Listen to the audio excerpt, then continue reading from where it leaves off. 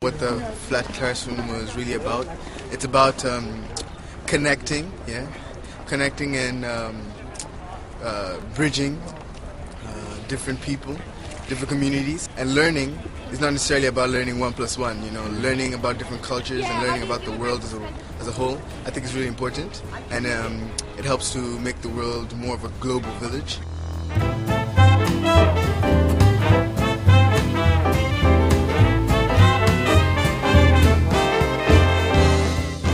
The first Flat Classroom Conference, held in Doha, Qatar, January 2009, changed lives and cast a vision for the future of education. Co-founders of Flat Classroom projects, Julie Lindsay and Vicki Davis, were inspired to push the boundaries further in flat classroom learning.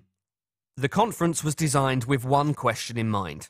What happens if we empower students with the ability to design an educational project that will address a global social issue and allow them access to any and all online community networking tools? Supported by a visionary school, Qatar Academy, and a bank with a global vision for improving education, HSBC Bank, the Flat Classroom Conference was created to allow educators and students to meet face-to-face. With support from ICT Qatar and the International Society for Technology in Education, over 50 students and 80 educators, locally and internationally, attended in person, with many more attending virtually. Facebook, MySpace, Twitter, cell phones. Much has been written about the worries and dangers adults have about these tools in the hands of students. But what would happen if such tools were harnessed to improve education and society? What if today's teens are allowed to learn and connect in the powerful ways we call social networking, but for educational purposes? What happens is not just an improvement in education, but is transformational in what it means to be a global digital citizen. Students from such different places as Qatar, Austria, Bangladesh, Pakistan, India, Oman, Saudi Arabia, Australia, New Zealand, China, South Africa, Ethiopia, Iraq, and the USA are now friends and blogging and networking for a purpose: to improve their world. It was the culmination of over 2 years of work in global collaborative online projects by Julie and Vicki, during which time they established the collection of award-winning flat classroom projects, which included Digitine and Horizon. The philosophy of the Flat Classroom project is that we want the walls of the classroom to be lowered. We don't want people to be working just within their own classroom and not communicating or connecting with other people around the world, because these days it is so easy to be using the tools to scaffold that connection and to be learning from other people and to be doing it asynchronously and sometimes synchronously. But the fact that I can't take much of my students around the world, but their worldview changed by being exposed to students from around the world. The Flat Classroom Conference wasn't your typical conference. It was a living, breathing project, interrupted by plenary sessions including small action-packed 10-minute speakers to challenge the thinking and understanding of participants, interactions with noted authors, as well as opportunities for student leadership and collaboration. Conference co-planners, Vicki and Julie, wanted to take the current knowledge and experiences of the past and future Flat Classroom project students and teachers to envision the future of education, discuss the best ways to use Web 2.0 technologies, and design a global project around a social issue. One aim was to discuss how these technologies can improve the world as we know it today. Another aim was to act as we believe that by bringing people together for this event, something truly special would emerge that none of us, as yet, can understand.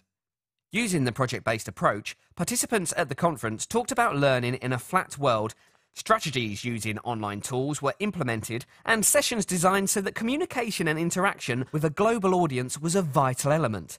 For their project, students were paired with at least 3 other students from different schools and cultures who, prior to coming to Qatar or to the summit, had not known each other before. Some students used Google Translate to bridge the gap between Arabic and English, as well as other languages. After immersion in understanding current Web 2.0 technologies, student groups created proposals for their global projects that would address and potentially improve a global issue.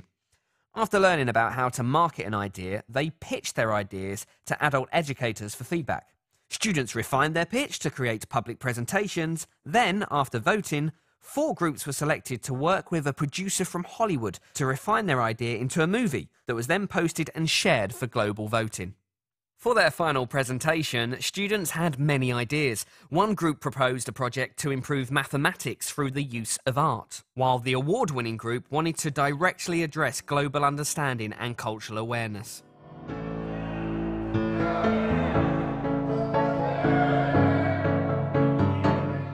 This project, Racism, was voted on by a global audience as the most outstanding idea and will commence in October 2009 as a collaborative project.